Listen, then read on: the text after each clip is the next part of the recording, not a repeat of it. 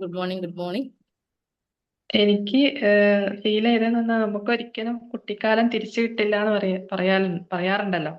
അപ്പൊ അങ്ങനെ ഒരു കുട്ടിക്കാലം തിരിച്ചു കിട്ടിയ ഒരു ഫീൽ ഇങ്ങനെ വന്നു. Okay, thank you, thank you. പിന്നെ എന്റെ ഫോട്ടോ ഒക്കെ ഞാനിങ്ങനെ മനസ്സിലിങ്ങനെ കാണുന്നുണ്ടായിരുന്നു. അപ്പൊ അതിലേക്കൊക്കെ ഇങ്ങനെ പോകാൻ പറ്റി. ആ ഒരു കുട്ടിക്കാലത്തിലേക്ക് ഇങ്ങനെ പോകാൻ പറ്റി.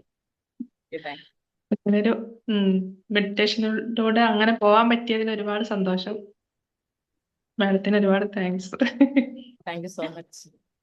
ആ ഒരു കുട്ടിക്കാലത്തോട്ട് പോയ സമയത്തുള്ള അനുഭവങ്ങൾ ഗുഡ് ഇപ്പം മോർണിംഗ്. മെഡിറ്റേഷൻ ചെയ്യുമ്പോൾ എനിക്ക് സങ്കടാന്ന് ഫീൽ ചെയ്തത്. ആ പിന്നെ ചെറുതിലെ എപ്പോഴും ഒരു പേടിയുള്ള ഒരു ടൈപ്പായിരുന്നു.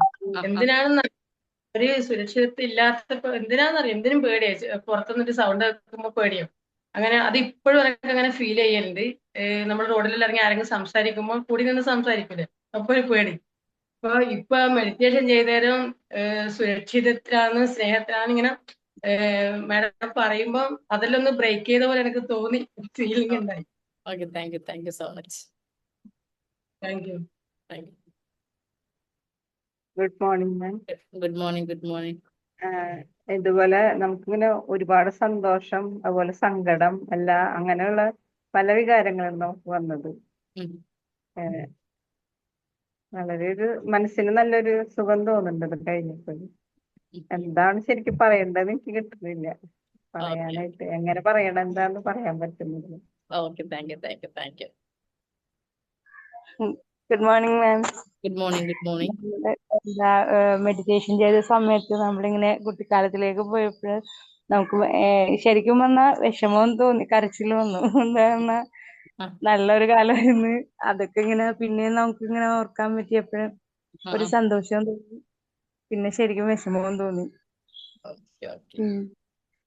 താങ്ക് ആ യു. കാലങ്ങളൊക്കെ കഴിഞ്ഞു. നിങ്ങളുടെ ആ കാലം നിങ്ങളുടെ കൂടെ തന്നെ ഉണ്ട്. നിങ്ങളത് കാണാൻ ശ്രമിക്കാത്തത് കൊണ്ടും അത് അനുഭവിക്കാൻ നിങ്ങൾ മറന്നു പോകുന്നത് കൊണ്ടാണ് നിങ്ങൾക്ക് ആ വിഷമങ്ങളും പ്രയാസങ്ങളൊക്കെ ഇപ്പോഴും നിങ്ങളുടെ കൂടെ വരുന്നത്. നിങ്ങളുടെ തെറ്റോ കുറ്റമോ ഒന്നുമല്ല. നിങ്ങളത് മനസ്സിലാക്കേണ്ടത് നമ്മളെല്ലാവരും മദേഴ്സാണ്. നമ്മുടെ എന്താണ്, ആ ഒരു കൺസീവിങ് ടൈമിൽ, അല്ലെങ്കിൽ നമ്മളെ കുട്ടികളെ ചുമന്ന് നടക്കുന്ന ആ ഒരു പ്രായത്തിൽ പോലും നമ്മുടെ മനസ്സിലുണ്ടാകുന്ന വികാരങ്ങളും ഇമോഷൻസും അല്ലെങ്കിൽ ആ ഒരു അനുഭവങ്ങളാണ് നമ്മുടെ മക്കളിലോട്ട് ഇപ്പം വന്നിരിക്കുന്നത്. ഇനിയെങ്കിലും ആ മക്കളെങ്കിലും അടുത്തൊരു ജനറേഷനിലോട്ട് പോകുമ്പോൾ അതിൽ നിന്നും മാറി ചിന്തിക്കുക. അവരുടെ മക്കളെങ്കിലും നല്ല രീതിയിലോട്ട് വരട്ടെ എന്ന് നമ്മൾ ഇപ്പോഴേ വേണ്ടി നമ്മൾ എടുക്കുന്ന ആ ഒരു എഫേർട്ട് എന്ന് പറഞ്ഞാൽ അതാണ്. അത് നമ്മൾ വിചാരിക്കുന്നു നമ്മളിപ്പോ നന്നായി കഴിഞ്ഞാൽ നമുക്ക് എന്ത് കിട്ടാൻ എന്നാണ് ആളുകൾ ചിന്തിക്കുന്നത്. നമ്മളല്ലെങ്കിൽ നമുക്കൊരു ഈ ഒരു ക്ലാസ് കൊണ്ട് അല്ലെങ്കിൽ ഇങ്ങനെയുള്ള കാര്യങ്ങൾ കൊണ്ട് എന്തെങ്കിലും ബെനിഫിറ്റ് ഉണ്ടോ എന്ന് ആളുകൾ ചിന്തിക്കുന്നുണ്ട്. യഥാർത്ഥത്തിൽ അവിടെ നമുക്ക് വലിയൊരു കാര്യം കിടക്കുന്നു. നമ്മൾ ഇന്നിപ്പോ ഈ ഒരു ക്ലാസ് അറ്റൻഡ് ചെയ്ത് കഴിയുമ്പോൾ നാളെ നിങ്ങളുടെ മക്കളോട് നിങ്ങൾക്ക് പറയാം, നിങ്ങൾക്ക് ഏറ്റവും നല്ല ഒരു ടൈം അവിടെ കൊടുക്കാം. ഞാൻ ഇന്നലെ പോലും എന്റെ മദറിനോട് സംസാരിച്ചതുള്ള ഈ ഒരു കാര്യമൊക്കെ പറഞ്ഞുകൊണ്ട് ഞാൻ പറഞ്ഞു, എന്റെ ലൈഫിലുള്ള പല കാര്യങ്ങളുമാണ് എന്റെ മക്കളിലോട്ട് ഇപ്പൊ റിഫ്ലക്ട് ചെയ്തിരിക്കുന്നത്. അതെനിക്ക് കാണാൻ കഴിയുന്നുണ്ട്. പക്ഷെ അത് ഹെൽപ്ലെസ് ആണ്. ഞാൻ അതിന്റെ കംപ്ലീറ്റ് റെസ്പോൺസിബിലിറ്റി ഏറ്റെടുക്കുന്നുണ്ട്. എനിക്ക് ആരെയും കുറ്റം പറയാനോ ഒന്നിനും പറ്റാത്തൊരവസ്ഥയാണ്. അതുകൊണ്ട് ഞാൻ സ്വയം ആ ഒരു റെസ്പോൺസിബിലിറ്റി ഏറ്റെടുക്കുന്നു എന്നുള്ള രീതിക്കാണ് ഞാൻ ഓരോ സമയം സംസാരിച്ചുകൊണ്ടിരിക്കുന്നത്. ഇത് തന്നെയാണ് നമ്മുടെ ജീവിതം. അപ്പം നമ്മുടെ മക്കളുടെ ഭാവി സുരക്ഷിതമാക്കേണ്ടത് നമ്മുടെ ഏറ്റവും വലിയ ഇതാണ്. വെറുതെ കുറെ സ്നേഹം കൊടുത്തുകൊണ്ട് ഒരിക്കലും മക്കള് സുരക്ഷിതമായി ഇരിക്കത്തില്ല. അവരുടെ ജീവിതത്തിൽ അല്ലെങ്കിൽ ഒരു എന്താണ് വിവാഹം കഴിഞ്ഞു പോകുന്ന സമയത്ത് അവരുടെ ചോയ്സ് ആണ്. അവർ വിവാഹം കഴിക്കുന്നതും അല്ലെങ്കിൽ അവരുടെ കുട്ടികൾ ഉണ്ടാകുന്നതും ഒക്കെ അവരുടെ ചോയ്സ് ആണ്. അവർ പ്രാപ്തരാകുന്ന സമയത്ത് ഇതിനെ പറ്റിയൊക്കെ അറിവ് നേടിയതിനു ശേഷം മാത്രമായിരിക്കണം ഒരു കുട്ടിയെ പറ്റി ചിന്തിക്കാൻ പോലും.